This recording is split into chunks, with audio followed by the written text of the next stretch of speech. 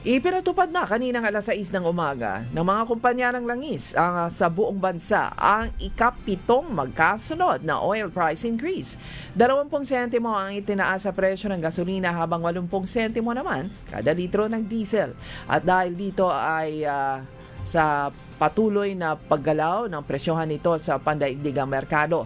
Matatandaan na nito lamang nakaraang September 30 ay nagpatupad ng dagdag bawas sa kada litro ng mga produktong petrolyo. 20 ang bawas sa kada litro ng gasolina habang dagdag presyo naman na 90 centavos sa kada litro ng diesel. Nagprotesta sa harap ng Korte Suprema ang ilang mga individual na sumusuporta sa grupong Maisog upang tutulan ng posibleng pagtatalaga kay Justice Secretary Jesus Crespin Remulla bilang susunod na ombudsman.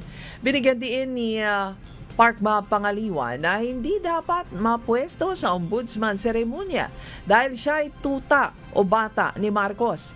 Nakakahiyaan niya ang isang politiko, isang malapit sa Pangulo na maging ombudsman para lang magnakaw sa kaban ng bayan. Git niya ang layunin ng pagtatalaga kay Remulla sa ombudsman ay para ituloy ang pag-impeach kay Vice President Sara Duterte at para maprotektahan ang mga totoong magnanakaw at buhaya sa gobyerno.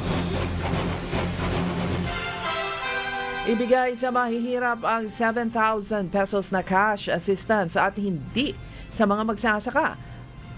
Dahil ang tunay na hiling ng mga magsasaka ay itaas ang buying price ng palay. Sagot ito ni Danilo Bolos, isang magsasaka mula sa Nueva Ecija, na ang panibagong cash assistance ay tila pagpapakita na ang mga magsasaka ay namamalimos. Mura ang presyo ng palay, ang mahal ng presyo ng bigas. Saan ang hustisya? Anya, tanong ni Bolos sa mga mababata sa budget hearing kahapon.